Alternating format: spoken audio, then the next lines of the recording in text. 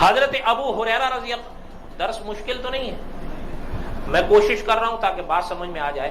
حضرت ابو ہریرہ رضی اللہ تعالیٰ فرماتے ہیں، اس لیے کہ ہمارے ایک دوست کہہ رہے تھے یار تمہاری تقریر تو اصطلاحات سے پر ہوتی ہے، وہ سمجھ میں ہی نہیں آتی. میں نے کہا یار میں تو سمجھانے کی کوشش کر کر کے تھک گیا ہوں، جہاں میں اصطلاح بتاتا ہوں وہاں موقع ہوتا ہے تو میں اس کا معنی بھی بتا دیتا ہوں.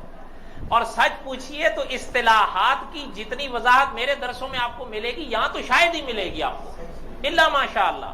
آپ تجربہ کر لیں اصطلاحات کسے کہتے ہیں. ایک دفعہ درس کے دوران میں نے آدھا گھنٹہ تو صرف یہ سمجھایا تھا کہ اصطلاحات کہتے کس کو ہیں. اب ہم تو بتا رہے ہیں، کوئی یاد نہ رکھے تو کیا کریں. اور سچ پوچھئے ہمارے لوگ آسان تقریروں کے عادی بن کر اپنا بیڑا کر کر بیٹھے ہیں. یا وہ سریلی تقریر سنتے ہیں یا آسان تقریر سنتے ہیں، ان کو کوئی غرض علمی تقریر سے نہیں ہے. اور اسی کا نقصان ہے کہ آج آپ کسی مسلمان سے خالی پوچھیے، آپ، میں ہر ایک کی بات نہیں کرتا، کسی مسلمان سے آپ پوچھیے، اکثریت کا یہی حال ہے. آپ ان سے پوچھیے کہ ایمان کی تعریف کیا ہے، آپ کو جواب دے دے میرا نام آ کے بدل دینا. وہ تفصیلات بتاتا پھرے گا، آپ اس کو کہو نہیں تعریف بتاؤ کہ ایمان کے لفظ کی تعریف کیا ہے. حالانکہ انسان کی نجات تو ایمان پر ہی ٹھہری ہے. جب وہ نجات کو بھی، اچھا آپ اس سے تھوڑا سا آگے بڑھیں، لا الہ الا اللہ محمد الرسول اللہ، اس ایک کلمے کے اندر علماء نے فرمایا 4 فرض ہیں. جس طرح وضو کے 4 فرض ہیں، اسی طرح علماء فرماتے ہیں کم از کم اس پہلے کلمے کے 4 فرض ہیں. زیادہ کی بھی بحث علماء نے کی ہے، لیکن کم از کم کتنے ہیں؟ اس سے نیچے کوئی عالم نہیں آیا. آپ ان سے پوچھ لے گئے کہ 4 میں بتا دیا ہوں، ہیں کیا کیا تم بتا دو. کیوں؟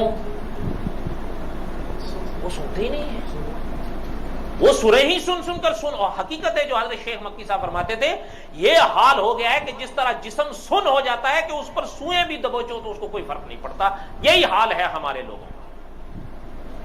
50,000 کے قریب تو مسلمان ہانگ کانگ میں بتائے گئے، زیادہ ہیں یا کم خدا جانے. کتنے بتائے گئے؟ حضور علیہ الصلوۃ والسلام کی عظمت کے لیے جو اس میدان میں آئے وہ کتنے تھے؟ بقول ان کی تعداد کے بھی کتنے تھے؟ تو 50 کہاں اور 5 کہاں؟ باقی کہاں ہیں؟ اگر مان لیں کہ ان میں سے 25 ہانگ کانگ سے باہر تھے تو 25 تو ہانگ کانگ میں ہی مر رہے ہوں گے، لیکن ان کو غرض ہی نہیں ہے. اور مولانا حق نواز جھنگوی مرحوم کا نام سنا ہے نا؟ حضرت یہ میٹھی اور سریلی اور آسان تقریروں کے سخت خلاف تھے. یہ سریلی تقریروں حضرت فرماتے تھے سوریں لگا لگا کے ان کو سن کر دیو، جگاؤ ان کو.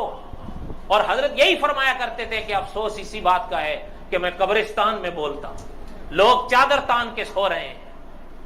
آپ تجربہ کر لیں، جہاں سر لگتی ہے ہمارے سارے جاگ اٹھتے ہیں، اور جہاں علمی تقریر آتی ہے سارے ہی سن ہو جاتے ہیں. اور سچی بات ہے کہ تنظیم کے ایک ماہر انسان عالم نے ہم سے خود ذکر کیا تھا کہ اب یہ حال ہو رہا ہے ہمارے لوگوں کا کہ ان سے اگر عقیدہ ختم نبوت کی وضاحت پوچھی جائے تو وہ نہیں بتا سکتے. کیوں؟ وہ سیکھیں گے تو بتائیں گے نا. مولانا نور الحسن بخاری رحمۃ اللہ نے لکھا کہ ماں کے پیٹ سے کوئی سیکھ کر نہیں آئے گا، اسی دنیا میں سیکھنا پڑے گا بابو. وہ سیکھو گے تو آئے گا. اور اللہ کی شان ہے جو انسان سیکھتا ہے اللہ میاں اس کو دیتے ہیں جو آپ چاہو. انما الاعمال بالنیات.